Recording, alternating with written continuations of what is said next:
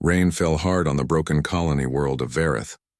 The sky was painted in fire and smoke, and the sound of distant bombardments echoed through the ruins. Among the shattered metal and collapsed buildings, a human scavenger named Eli Ward searched for survivors. He wasn't a soldier, just a man trying to find something worth saving in a place long abandoned by peace. He had landed there 3 days ago, hoping to recover energy cells or food packs. But what he found instead changed his life forever. As Eli moved through the remains of a burned-out shelter, he heard a faint, trembling voice. A small cry, not mechanical, not animal, but painfully human. He froze, his breath catching in his throat. For a moment he thought it was his imagination, but then it came again, weak, afraid. "Help, please." Eli threw his pack aside and ran toward the sound. Inside a half-collapsed building among debris and twisted steel, he found a small alien girl, no more than 10 years old, trapped under a piece of wreckage. Her skin was pale silver, her eyes glowing faintly violet even in the dark. She wasn't human, but she was alive. Her leg was pinned, her breath short and panicked. She looked up at him with fear. "Please, don't leave me." Eli didn't hesitate. "I won't," he said firmly, kneeling beside her. He pushed the metal beam, using every ounce of strength in his arms. It didn't move. The beam was too heavy. His heart pounded. He couldn't let her die here, not after everything he'd seen. He grabbed a steel rod from nearby, wedged it under the beam, and used it as a lever. His muscles burned, veins stood out on his neck, and with a loud crack, the beam shifted. The girl gasped in pain as he pulled her free. Her leg was bleeding but not broken. Eli tore off part of his shirt and wrapped it around her wound to stop the bleeding. She stared at him, her violet eyes shimmering with confusion and gratitude. "Why, you helped me?" Eli smiled faintly, wiping dirt from her face. "Because you needed it." "That's reason enough." Outside thunder rolled. He picked her up, feeling her tiny frame trembling in his arms. "We're getting out of here," he said. For hours he carried her through the ruins, avoiding patrol drones and explosions from far-off battles. When she was too tired to speak, he whispered stories to keep her awake. Stories of Earth, of blue oceans and green fields she'd never seen. By nightfall, he reached the edge of the ruins where his small transport ship waited. He laid her gently on a bunk and gave her water. She smiled weakly and said, "My mother. She will find me." Eli chuckled softly. "Good. She'll probably be mad I didn't ask permission to rescue you." The girl giggled faintly, then fell asleep. He watched her for a long moment, wondering what kind of world she came from. The silver markings on her skin, the way her energy seemed to hum faintly through the air. She was no ordinary child. But that didn't matter. To him, she was just someone who needed help. That night, Eli sat alone in the cockpit, staring at the dark sky. He didn't know that saving her would pull him into a world of power, ancient honor, and alien royalty. He only knew one thing: when tomorrow, he'd take her home. He didn't know who she truly was. He didn't know what she meant to her people. But fate had already chosen. And far above, beyond the clouds of Vareth, a queen had already felt her daughter's life spark return, and whispered to her guards, "Find the human who saved her. He now belongs to my clan." Eli had never seen anything like the city of Lumeris. As his small transport ship descended through the violet clouds, towers of crystal and steel shimmered in the fading light. Ships moved like glowing fish in the sky, and he could feel the pulse of the city, alive, vast, and powerful. He had expected alien worlds before, but never a place so magnificent. The girl, whose name he now knew was Lyra, was sleeping quietly in the bunk. Her breathing was calm, her small hand clutching his jacket. Eli felt a strange warmth in his chest. He had only just met her, yet he already felt responsible for her in ways he could not explain. Landing was difficult. Guards in gleaming armor surrounded his ship before the ramp even fully extended. Their eyes glowed like Lyra's, and they spoke in a language Eli didn't understand. But their tone was not hostile. It was commanding, firm, yet strangely respectful. "Is she safe?" one of the guards asked in accented basic English, as if they had anticipated this conversation. Eli nodded. "Yes, she's fine. I rescued her from the ruins. That's all I know." The guards exchanged glances and then stepped aside. "Follow us," they said. As they moved through the city, Eli felt the weight of 100 curious eyes. Citizens stopped to stare, whispering in soft musical tones. It was not just the humans among them. Every being seemed aware of Lyra, and through her, perhaps aware of him. The strange hum in the air grew stronger as they neared the palace, and Eli realized that this world had a sense of awareness he had never encountered before. Finally, they reached the palace, a vast structure of shining crystal. At its heart stood the throne room, wide enough to hold 100 gatherings. And there she was, the queen. She moved like liquid silver, her presence commanding yet gentle. Her eyes were violet like her daughter's, but deeper, more dangerous. She looked at Eli, and for a moment he felt as if she could see every secret thought he had ever had. "You saved her," she said, her voice soft but unyielding. "You carried her through fire and death without knowing who she was. That courage cannot be forgotten." Eli swallowed. "I didn't know. I just did what was right." The queen's gaze softened slightly, but her expression remained regal, untouchable. "That is why you belong to my clan now. By saving her, you have entered a bond older than your world. She is my daughter. You are now connected to my people. You will live among us. You will learn our ways, and you will protect her. Always." Eli's heart skipped a beat. "Belong to your clan?" He had never pledged himself to anyone outside his own kind. Yet looking into her eyes, he felt an invisible chain form, strong yet invisible, tying him to this strange, magnificent world. Lyra stirred in her sleep and murmured his name. He looked down at her, and the weight of the queen's words settled over him. He had rescued a child. He had saved a life. And that life had pulled him into a destiny far larger than he could imagine. The queen stepped closer, her hand brushing lightly against Lyra's hair. "She spoke of you even before you arrived. She felt your strength, your heart. You are part of her story now, and ours." Eli felt a mixture of fear and awe. He had never been part of a story so grand, so ancient. But one thing was certain: he would not abandon this child. He would not refuse this strange, unexpected bond. He bowed his head, feeling both humility and resolve. "Then, I will do whatever it takes to keep her safe." The queen smiled just faintly, but it was enough to make him realize that this was not just about courage. It was about trust, and in this moment, trust became the invisible thread that tied human and alien together in ways Eli could never have imagined. Above the city, the sky shimmered with strange energy, as if the universe itself acknowledged the birth of a new bond, and somewhere deep inside, Eli knew his life had changed forever.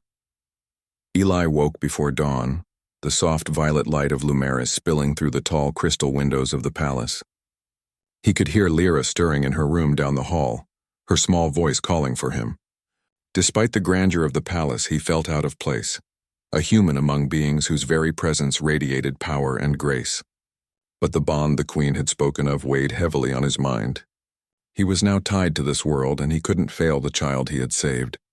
Lyra ran to him as soon as she saw him, her small silver arms wrapping around his leg. "Eli, you're here!" "Did I sleep long?" "Not long," he said, lifting her into his arms. "But breakfast is waiting, and we have a big day ahead." She wrinkled her nose. "Big day?"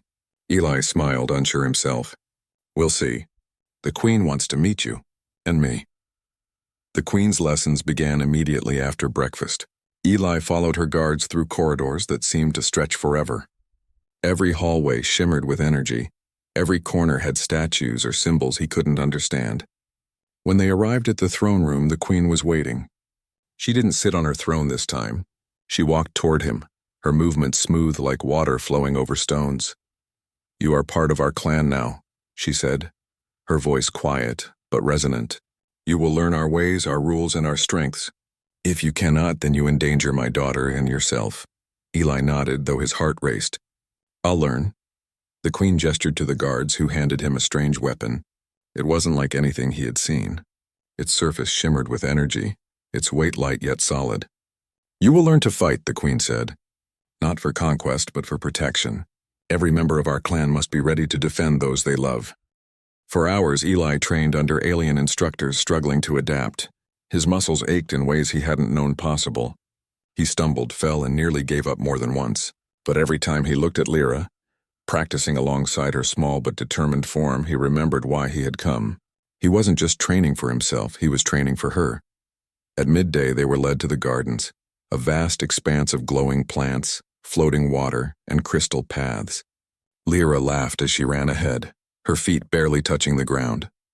Eli followed slowly, still struggling with the strange gravity and energy that flowed through the city. The queen appeared beside him suddenly. Eli jumped, startled, and bowed instinctively. "You are doing well," she said, her eyes scanning him with a sharp, almost predatory focus. "But you are far from complete. Strength is not just physical. You must understand the hearts of our people, the values we live by, the bonds we protect. Only then can you truly belong." Eli's chest tightened. I'll try my best," the queen nodded. "That is all I ask. Courage brought you here. Now you must choose to stay, to commit. To belong is not simply to save a life. It is to live in our world fully and to protect it with every fiber of your being."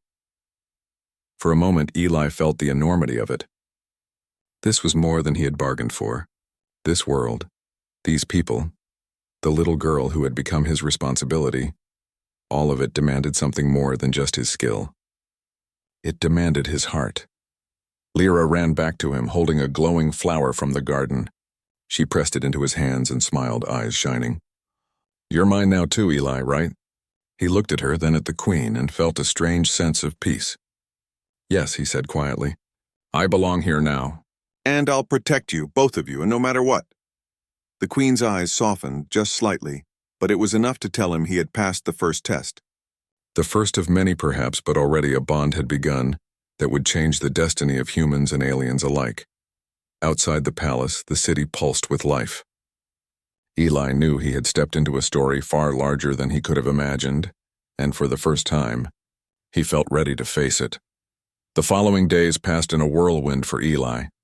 Every morning began with training, not only with weapons, but in reading the subtle energies that flowed through Lumeris, the threads that connected every living being to the city. At first, it confused him. How could a human sense such things? But with practice, he began to feel it. A pulse beneath the stone paths, a rhythm in the air, even the quiet heartbeat of the palace itself. Lyra was always by his side. She learned quickly, darting through exercises and laughing when Eli stumbled. She had a lightness in her spirit that made everything feel possible, even in a world filled with rules, power, and danger. Yet Eli noticed her eyes sometimes grow distant, as if she were remembering something terrible she didn't speak aloud. One evening, as the twin moons of Lumeris rose, painting the palace in silver and violet light, the queen summoned Eli to a private chamber. The doors closed behind him with a soft hiss, and the room glimmered with energy that seemed alive. The queen's expression was grave. "There are those who will not welcome your presence," she said. "Enemies of my clan have observed you since your arrival. They see the bond with my daughter as a threat to their power. You are not just a protector, you are a target." Eli felt his stomach tighten. "Enemies? What do they want with me?" "Their goal is simple," she said. "To remove you or to use you to harm her. They fear that a human, an outsider, could influence our future. Some of them do not understand loyalty. They only see power." Fear coursed through Eli's veins, but he forced himself to stand tall. "Then I'll stop them." The queen studied him for a long moment, her eyes searching his very soul. "Your courage is not enough," she said softly. "You must learn to anticipate danger, to move beyond instinct, to become part of us or you will fail." Eli nodded, feeling the weight of her words. He had trained physically, but now he understood that the real test would be mental. To think, to plan, to act before the threat arrived. And whatever it took, he would protect Lyra. He would not let her suffer again. That night, Eli and Lyra returned to the gardens to practice. The glowing plants shimmered under the moons, casting strange shadows. Lyra's laughter echoed lightly through the trees, but Eli's eyes remained watchful. Something felt wrong. A sudden flicker of movement caught his attention, too fast for a human eye. Shadows slipped between the trees. His pulse raced. "Lyra, stay close," he whispered, crouching low. Two figures emerged, cloaked and masked, moving with silent precision. Eli's hands went to the weapon at his side, but he hesitated. He had been trained to fight, yes, but these were not ordinary enemies. The energy around them was dark, corrosive, unnatural. One of the figures lunged toward Lyra. Instinct took over. Eli shoved her behind him and activated his weapon. A burst of light struck the attacker, throwing him back. The other advanced, moving with blinding speed. Eli dodged, parried, and struck again. The fight felt endless, the air thick with tension. Lyra clutched his arm, fear in her eyes, and Eli realized he had to end this quickly. Drawing on every lesson, every ounce of strength and focus he had gained, he channeled the energy of the city through his weapon. A brilliant pulse shot outward, knocking both attackers unconscious. Panting, Eli sank to his knees. Lyra wrapped her arms around him tightly. "I knew you would protect me," she whispered. He held her close, feeling the enormity of what he had just done. He had survived his first true test, but he also knew this was only the beginning. The enemies were out there, watching, waiting, and as he looked toward the horizon, Eli realized the bond he shared with Lyra and her mother was no longer just about rescue. It was about survival, loyalty, and courage beyond anything he had ever imagined. The Queen's words echoed in his mind. To belong is to protect, even in the shadows. Outside, the twin moons glimmered like silent witnesses. Eli knew the shadows were only growing longer. Days passed after the attack, but the tension in the palace never fully lifted. Eli moved with a new awareness, every step careful, every glance alert. Lyra stayed close to him, her tiny hand gripping his whenever they walked through the corridors or the glowing gardens. She had a quiet strength about her now, but the fear in her eyes was still visible. He wanted to protect her not just from enemies, but from the weight of the world she had been born into. The Queen summoned Eli again, this time to a chamber lined with glowing crystals that hummed softly as if alive. Lyra followed silently, standing just behind Eli, her violet eyes fixed on the Queen with both curiosity and respect. "You have shown courage," the Queen began, her voice calm but firm, "and you have shown heart. But strength alone will not bind you to our clan. Trust must form between you, my daughter, and me. Without it, you cannot survive the trials that await." Eli nodded, feeling a deep weight settle on his shoulders. "I understand. I will do whatever it takes." The Queen extended a hand toward Lyra. The girl stepped forward hesitantly, then placed her small hand in her mother's. A warm glow surrounded them, and Eli felt a strange energy brush against him, like a thread of light wrapping around his heart. The Queen's gaze softened as she turned toward him. "Now you will understand why you were chosen," she said.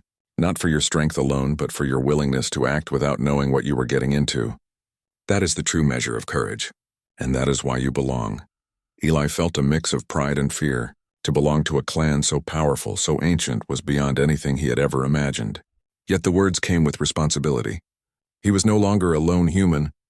He was now part of something larger, something that demanded loyalty, courage, and unwavering protection. That night, Eli trained again, but this time, not only with weapons. He practiced reading the subtle currents of energy that connected every being in Lumeris. The Queen had taught him how to feel the threads that linked people, places, and intentions. It was difficult, and his mind ached with the concentration required. But every time he felt Lyra's thread, bright and delicate, he knew it was worth the effort. As dawn approached, he found Lyra waiting for him in the gardens. "Eli," she said softly, "do you feel it too?" "The threads?" He knelt beside her. "Yes, I feel yours and the Queen's and even the city itself." "It's strange but beautiful," she smiled faintly. "Then we are really connected. You're mine now, Eli, and I'm yours." A warmth spread through him at her words. He realized the bond was more than duty. It was trust, love, and something that could not be broken even in the face of danger. But that connection also made him more aware of the threats still lurking. The attackers were only the beginning. Others would come, beings who would test his limits, his loyalty, and his courage.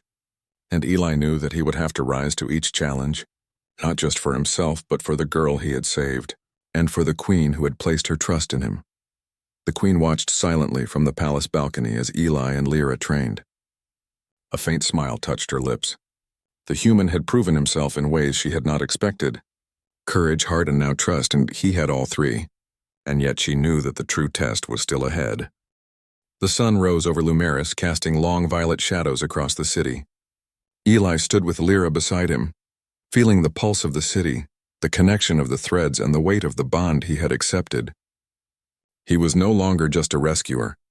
He was a protector, a member of a clan far greater than himself. and a human who had found a place in a world he had never known existed, and for the first time, Eli felt not fear but purpose. The days in Lumeris grew heavier for Eli. Training had become relentless, blending combat, strategy, and understanding the subtle energies that connected the city and its people. Every morning he rose before the violet light of dawn and followed Lyra into the gardens, the palace, or the training halls. The girl moved with a grace he admired, but he also sensed the burden she carried, the memory of fear, of being lost, of the danger she had survived. Eli had promised to protect her, but the truth was that protecting someone in this world meant more than guarding their body. It meant guarding their heart, their spirit, and their trust. One evening, the queen summoned them both to a high balcony overlooking the city. The wind carried the soft hum of Lumeris, and the twin moons bathed the buildings in silver light. Eli looked at the queen and then at Lyra, whose small hand found his. He squeezed it gently, silently promising that nothing would break them. "You have been tested in the shadows," the queen began, her voice soft but filled with authority. "But the true test of loyalty is not in battle alone. It is in choice. You human now face a decision that will define your place among us." Eli's stomach tightened. He had faced physical trials, he had faced danger, but a choice that defined loyalty. He felt unprepared, yet he knew running from this test was impossible. He met the queen's gaze, steady and unwavering, and nodded. "I will not fail." The queen gestured toward the city. "You will journey beyond our borders. There are regions threatened by chaos and those who seek to harm my people. Your task is to go alone. Protect those who cannot protect themselves, learn their ways, and return. How you act will determine whether you truly belong." Eli swallowed hard. "Alone?" "Yes," the queen said, her violet eyes like twin stars in the night. "Lyra cannot come with you. Your bond with her will guide you, but your courage and judgment alone will be tested." The girl's hand tightened on his. "Eli, I'll wait for you. Come back to me." Her voice trembled, but there was trust in her eyes, unshakable and bright. He knelt to her level, looking directly into her glowing eyes. "I'll come back. I promise. And nothing will ever hurt you again." The journey was dangerous. Eli left the palace with only a few supplies, traveling to distant regions where the threads of chaos ran strong. Villages burned, creatures twisted by dark energy roamed freely, and every step tested his resolve.